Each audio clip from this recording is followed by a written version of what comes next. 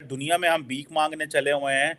हम ये कैसे चीजें बेहतर कर सकते हैं? ख्वाब क्या था और कहाँ पहुंच गए तार साहब? क्योंकि अब बहुत सीनियर एडवोकेट और बहुत सीनियर पॉलिटिशियन लतीफ़ खोसा साहब पीपल्स पार्टी के, उन्होंने ये कहा है कि हम अपना एटम बम भी बेचेंगे। इंशाल्लाह आप देख लें, IMF किताबें जो है वो भी हम बेचेंगे क्योंकि हमारे पास अब बेचने के लिए कोई और चीज नहीं है सिवाय एटम बम के। मुझे खौफ सा आता है, सच्ची बात तो ये है, ख़ास तौर पे फॉरेन पॉलिसी के मैदान में जब मैं ये चीज़ें देखता हूँ तो मुझे एक खौफ ख़तरा ये भी इस वक्त नज़र आता है कि खुदा न खास्ता कहीं वही सूरत हाल दोबारा पैदा ना हो जाए। अमेरिका में बैठा हूँ, क्यों बैठा हूँ? क्योंकि आई एम रिजेक्टेड।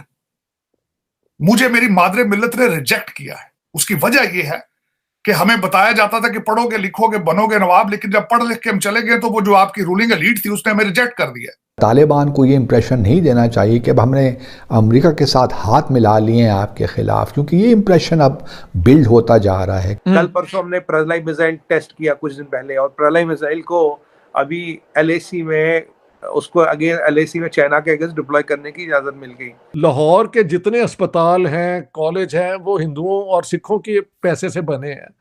तो ऐसे हिंदू भी थे जिनके कर्म जो हैं आज तक मुसलमानों की खिदमत कर रहे हैं। 500 चाइनीज इस वक्त ग्वादार पोर्ट में अटके पड़े और उन्होंने आज तक का अल्टीमेटम दिया है कि अगर आज तक ये चाइनीज यहाँ से नहीं हटाए गए तो ये अटैक कर सकते हैं। तो चाइनीज तो काफी इस बात से परेशान और घबराए हुए हैं। अमेरिका हमें फिर इस्तेमाल करेगा और फिर जब वक्त आएगा तो छोड़ के चला जाएगा। ये तो पूरी तारीख हमें इस बात को बताती है हमें। आपकी अपनी रियलिटी इतनी डिप्रेसिंग है कि अगर आप उसको कबूल कर लें तो आप शायद खुदकुशी कर लें। दुबई ने 24 शहरों पर, पाकिस्तान के 24 शहरों पर अपने वीजा को बैन कर दिया है। लिटरली मैं सही कह रहा हूँ। हमारा मुल्क, मेरा जहाँ तक ख्याल है, आने वाली हमारी नस्ल तबाह बर्बाद है।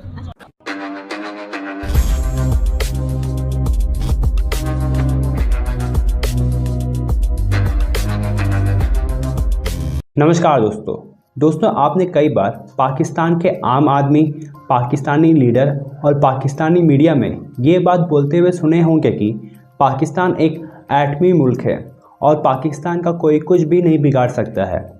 लेकिन दोस्तों, अब पाकिस्तान का ऐसा वक्त शुरू हो गया है कि अब पाकिस्तान को उस एटम बॉम्ब को बेचने की नौबत आ चुकी है, क्योंकि पाकिस्तान के पास अब कुछ भी नहीं बचा है गिरवी रखने को। इसलिए अब पाकिस्तान के एक जाने माने मिनिस्टर लतीफ़ खोसा साहब कह रहे हैं कि अब पाकिस्तान को अपना एटम बॉम्ब गिरवी रखकर भीख मांगनी होगी IMF से। और दोस्तों, इसके साथ साथ अब पाकिस्तानी तालिबान यानी कि TTP जम करके बरस रही है पाकिस्तान पर, और अब तक TTP ने पाकिस्तान पर 400 से भी ज़्यादा हमले कर चुके हैं, जिसके बाद से जितने भी तालिबानी सपोर्टर थे पाकिस्तान में, जैसे कि शेख रशीद या फिर इमरान खान, अब वे इस बारे में बात करना तो दूर अपनी मुंह छुपाकर फिर रहे हैं। तो चलिए दोस्तों, आगे इस वीडियो को देखते हैं। और तार साहब ये बताएं कि क्या था ड्रीम पाकिस्तान का? ये ख्वाब जो था वो ये था कि जो 1947 में हमारे बड़े बुजुर्गों ने देखा और आज हम यहाँ पहुंच गए हैं कि जिसका जो काम होता है वो काम नहीं कर रहा और कुछ और काम कर रहा है। दुनिया में हम भीख मांगने चले हुए हैं। हम ये कैसे चीजें बेहतर कर सकते हैं? ख्वाब क्या था और कहाँ पहुंच गए तार साहब? जो आपने मुझसे क्वेश्चन किया, मैं खुद उसकी जिंदा मिसाल हूं। अमेरिका में बैठा हूं, क्यों बैठा हूं? क्योंकि आई एम रिजेक्टेड। मुझे मेरी मादरे मिल्लत ने रिजेक्ट किया है with the 2 post graduate degrees. मैं यहां अमेरिका में मजदूरी कर करके इनकी तरक्की का बायस क्यों बन रहा हूं? मेरा यहां पे होना मेरे मादरे मिल्लत के इस ख्वाब की नफी है ये सारी। उसकी वजह यह है कि हमें बताया जाता था कि पढ़ोगे लिखोगे बनोगे नवाब, लेकिन जब पढ़ लिख के हम चले गए तो वो जो आपकी रूलिंग एलीट थी उसने हमें रिजेक्ट कर दिया। उसने कहा सिफारिश लाओ या पैसा लाओ।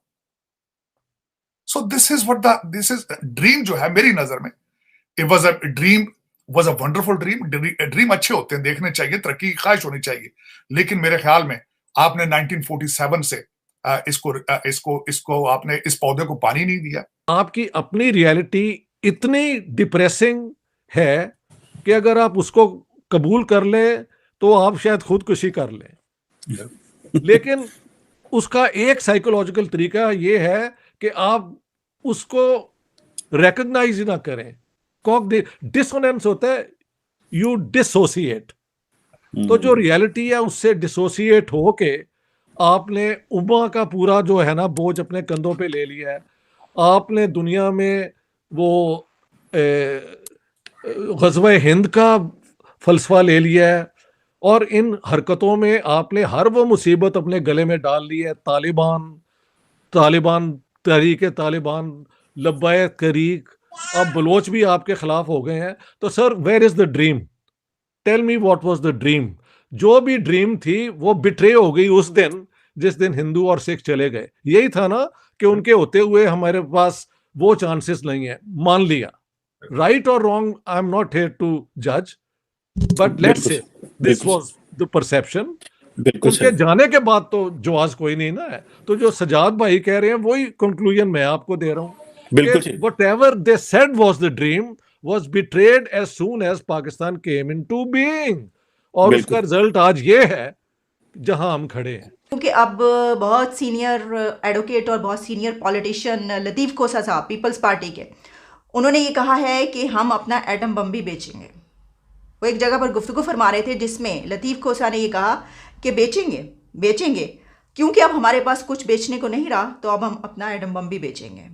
ये उनका कहना था। उन्होंने और भी बहुत सारी ऐसी बातें की हैं जो सुनने के काबिल हैं, क्योंकि कभी कभी ऐसी बातें सुन लेनी चाहिए। शायद इसी की वजह से हम थोड़े से सही हो जाए। Very very unfortunate. क्यों उसने एटम बॉम्ब एटॉमिक ताकत बनाई, वो भी हम अनकरीब इंशाल्लाह आप देख लें, IMF किताबें जो है वो भी हम बेचेंगे क्योंकि हमारे पास अब बेचने के लिए कोई और चीज नहीं है सिवाय एटम बॉम्ब के। वो तो हम कह रहे हैं ना, अमेरिका वाली वो ले लो वगैरह वगैरह प्राइवेटाइजेशन में। अब आखिरी ये कील ठोके के भुट्टो की बाकी कफन में ही है, जुल्म की रियासतें नहीं चला करती हैं। इसी तरह जो है इसके साथ जो हो रहा है सवाती के साथ, अब क्या है, एक ट्वीट कर दिया हो भाई, इतनी क्या बात। यहाँ एक फॉर्मर प्राइम मिनिस्टर FIR नहीं दर्ज करवा सकता है, क्यों? एक नाम जो है गलत आ गया उसमें FIR में। भले वो कहते हैं प्राइम मिनिस्टर का नाम आ जाए, भुट्टो के नाम अपनी उसकी वजारत उज़्मा के दौरान FIR में आया और उसे फांसी दे दी। अब भी एक ही जिद थी, वजीर आजम का नाम भले हो, इंटीरियर मिनिस्टर का नाम भले हो, तीसरा नाम नहीं होना चाहिए। नहीं की FIR, कर लें जो मर्जी आपने करना कर लें। तो मुझे नहीं पता कि हम कहां तक जो है इस आइन पर अमल भी कर रहे हैं, या आइन जो है वो ज़ियाउल हक ने कहा था ये आइन और ये तो चंद कागज के टुकड़े। रात चीफ सेक्रेटरी के साथ जो कुछ हुआ है वो सामने लाया जाए कि उससे किस तरह साइन करवाए गए हैं, कौन उसके पास गया था साइन करवाने के लिए। हिंदुस्तान से जो है वो बहुत अहम डेवलपमेंट हुई है। डेवलपमेंट इस तरह हुई है कि एक फीमेल पायलट बनी है, मुस्लिम है जो कि, और सिर्फ 75 इयर्स में पहली मुस्लिम लड़की है जो पायलट बनी है, फाइटर पायलट बनी है। इस हवाले से आप क्या कहेंगे? Right now it is an achievement. वो अचीवमेंट इसलिए है कि वो मुसलमान लड़की है और मुस्लिम्स इंडिया में डिफेंस फोर्सेस वगैरह में कम अप्लाई करते हैं। मैं जब अप्लाई करना चाह रहा था, आई वॉज टेरिबली मिसगाइडेड। मुझे लोगों ने कहा कि भाई तुम मुसलमान हो, तुमको मिक्स फ्लाई करने नहीं देंगे, will the Indian army trust you to shoot down Pakistani pilots, ये वो। तो उस जमाने में गूगल तो नहीं था ना कि हम सर्च कर सकते हैं। मुझे नहीं पता था कि एक मुसलमान was also chief of Indian air force, IH Latif air marshal थे। उन्होंने शायद 65 की जंग में पाकिस्तानी फाइटर्स को गिराया हुआ था। सो if I knew about IH Latif, I would have joined Indian Air Force. मैं जाता था, जरूर था, बट आई डोंट नो कि मैं, क्योंकि मैं ऑलरेडी इंजीनियर बन चुका था, हो सकता कि मुझे इंजीनियरिंग में ढकेल देते and not so much in flying. और ये चश्मा मुझे अब लगा है after I became 50+। So I don't know, will see. उसका जर्नी काफ़ी लंबी है, 4 साल की। So I wish her all the best, tell her to keep her eye on the ball और वो अपना ड्रीम फुलफिल करे। But her selection is very important because India में आजकल ये बात चली हुई है कि मुसलमानों पे जुल्म हो रहा है, मुस्लिम्स को मार्जिनलाइज किया जा रहा है। बाज़ ग्रुप्स ये भी कह रहे हैं कि इंडिया के मुसलमानों के ऊपर जेनोसाइड इज इमिनेंट। तो पता है आपको, पिछला जो IPL का सिलेक्शन हुआ उसमें सबसे ज्यादा पैसे शायद आविश खान को मिले थे। who is a Muslim fast bowler. तो इंडिया में ऐसी चीजें होती हैं where people of religious minorities when they work hard they are rewarded for their hard work. तो ये सानिया मिर्जा का ये जो अचीवमेंट है it is very good. It will motivate other Muslim girls, जो not just Muslim girls, दूसरे minorities, दलित वगैरह जो पिछड़े हुए लोग हैं उनको मोटिवेट करेगा कि अरे हम भी मेहनत कर सकते हैं and we can also achieve our dream. So in that sense it is very important.